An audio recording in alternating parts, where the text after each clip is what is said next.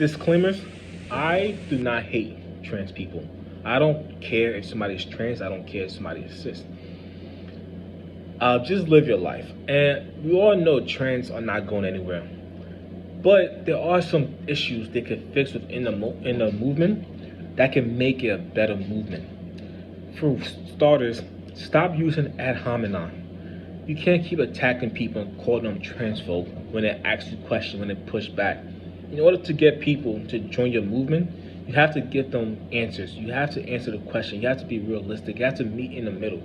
If you're not answering the question, it's gonna be hard to get people to blindly support. Yes, you might get some, but majority of people will want to know more about it and say, okay, can I get on board on this? Nobody's gonna hate them or want them to be eliminated, but they don't want to put their heart and sweat into a movement that they cannot explain. Because every time you talk to someone who is trans or who is an advocate for trans about a trans situation, they automatically push back as you're a bigot. And I understand where they're coming from, because most people, like I always say, most people are good people. But having good intention does not always mean you're gonna have good outcomes. Intention sometimes means nothing. And the biggest issue is a lot of people have good intentions. So that's why they blindly support. They don't want to see anybody oppressed.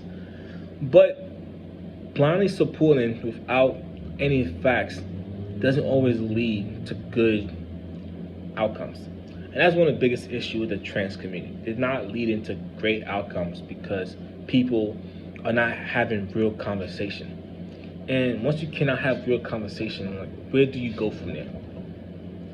You know what I mean? Like, there's nowhere to go if the conversation is just stuck at one point and you cannot answer a question. The more question you answer and the more realistic and real honest you are, the more people will say, yes, I want to join this movement. Let's take religion, for example.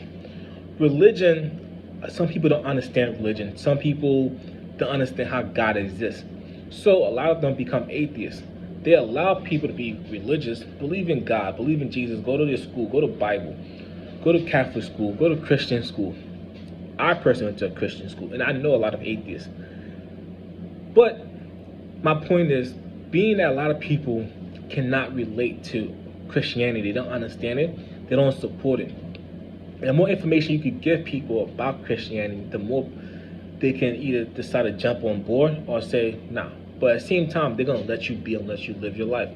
With transgender, you're not given any information. It's sad because there are people who are very curious, like myself. I wanted to know so much more about the movement. But every time I go to a trans person video, all they're saying is, you're transphobic. If you ask these questions, don't ask trans people these questions. So how do I know if someone like me? And I had to find out more information from guys like Matt Walsh and Ben Shapiro, which is not good for your movement, that you guys, quote unquote enemies, know more information, know more about the movement than your advocate. That is pretty bad. So that's one of the issues I want to talk about with the trans community. It's just being able to have an open dialogue, a fluid dialogue, an honest dialogue without using ad hominem.